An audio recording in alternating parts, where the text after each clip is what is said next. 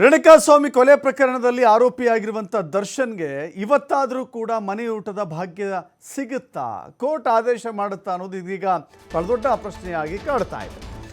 ಆರೋಪಿ ದರ್ಶನ್ಗೆ good news ಸಿಗುತ್ತಾ ಅಥವಾ ಅಗೇನ್ ಮತ್ತೆ ನಿರಾಸೆ ಆಗುತ್ತಾ? ಕಾಟೇರನಿಗೆ ಮನೆಯೂಟ ಕಾಣಿಸುತ್ತಾ? ಹೈಕೋರ್ಟ್ ಈಗಾಗಲೇ ಅರ್ಜಿ ರದ್ದುಗೊಳಿಸಿದೆ ಮ್ಯಾಜಿಸ್ಟ್ರೇಟ್ ಕೋರ್ಟ್. ಇವತ್ತು ಹೈಕೋರ್ಟ್ನಲ್ಲಿ ವಿಚಾರಣೆ ನಡೆಯುತ್ತೆ. ದರ್ಶನ್ ಪರ ಹೈಕೋರ್ಟ್ ತೀರ್ಪು ನೀಡಿದರೆ ಅದು ಮನೆಯೂಟದ ಭಾಗ್ಯ ಸಿಗುತ್ತೆ. ಹೈಕೋರ್ಟ್ನಲ್ಲೂ ಅರ್ಜಿ ರದ್ದಾದರೆ ಜೈಲೂಟ ಫಿಕ್ಸ್ ಆಗುತ್ತೆ.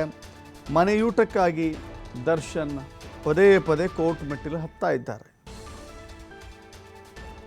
ದರ್ಶನ್ ಹೇಳಿ ಕೇಳಿ ಒಬ್ಬ ಸ್ಟಾರ್ ನಟನಾಗಿದ್ದಂಥವರು ಈಗ ರೇಣುಕಾಸ್ವಾಮಿಯ ಕೊಲೆ ಪ್ರಕರಣದಲ್ಲಿ ಜೈಲು ಸೇರಿದ್ದಾರೆ. ಪರಪ್ಪನ ಅಗ್ರಹಾರದಲ್ಲಿದ್ದಾರೆ. ಜೈಲಿನ ಮೆನುವಿನ ಪ್ರಕಾರ ನೀಡುವಂಥ ಊಟ ಅವರಿಗೆ ಸರಿ ಹೊಂದ್ತಾ ಇಲ್ಲ, ಆರೋಗ್ಯದಲ್ಲಿ ಏರುಪೇರಾಗ್ತಾ ಇದೆ, ಅತಿಸಾರ ಮತ್ತು ಬೇದಿ ಆಗ್ತಾ ಇದೆ ಅಂತ ಹೇಳಿ ಅವರು ತಮ್ಮ ಅರ್ಜಿಯಲ್ಲಿ ಉಲ್ಲೇಖ ಮಾಡಿಕೊಂಡಿದ್ದಾರೆ. ಆದರೆ ಮ್ಯಾಜಿಸ್ಟ್ರೇಟ್ ಕೋರ್ಟ್ ಏನು ಹೇಳಿತ್ತು? ನೀವು ಅರ್ಜಿ ಸಲ್ಲಿಸಿದ್ದೀರಲ್ಲ, ನನಗೆ ಆರೋಗ್ಯ ಸರಿ ಇಲ್ಲ, ಏರ್ಪೇರಾಗ್ತಾ ಇದೆ, ವಾಂತಿ ಭೇದಿ ಆಗ್ತಾ ಇದೆ, ಸೊ ಅದಕ್ಕೆಲ್ಲವೂ ಕೂಡ ಪೂರಕ ದಾಖಲೆ ಕೊಡಿ ಅಂತ ಕೇಳಿತ್ತು. ಬಟ್ ಇಲ್ಲಿ ದರ್ಶನ್ ಅದನ್ನು ಸಲ್ಲಿಸುವಲ್ಲಿ ವಿಫಲರಾಗಿದ್ದರು, ಸಲ್ಲಿಕೆ ಮಾಡುವಲ್ಲಿ ಫೇಲ್ ಆಗಿದ್ದರು. ಅರ್ಜಿಯಲ್ಲಿ ಉಲ್ಲೇಖ ಮಾಡಿದ ಅಂಶಗಳ ವಿಚಾರಕ್ಕೆ ಸಂಬಂಧಪಟ್ಟಂಥ ರಿಪೋರ್ಟ್ ಮಾತ್ರ ಕೊಟ್ಟಿರಲಿಲ್ಲ.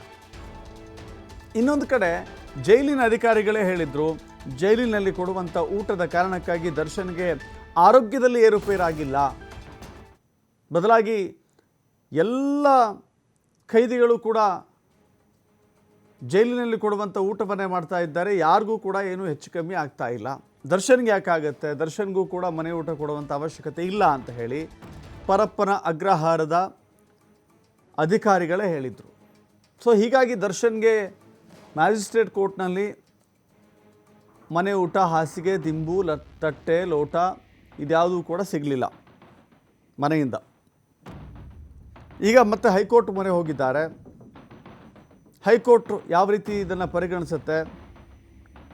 ದರ್ಶನ್ಗೆ ಮನೆ ಊಟ ಕೊಡುತ್ತಾ ಅಥವಾ ಅಗೇನ್ ಜೈಲು ಊಟವೇ ಫಿಕ್ಸ್ ಆಗುತ್ತಾ?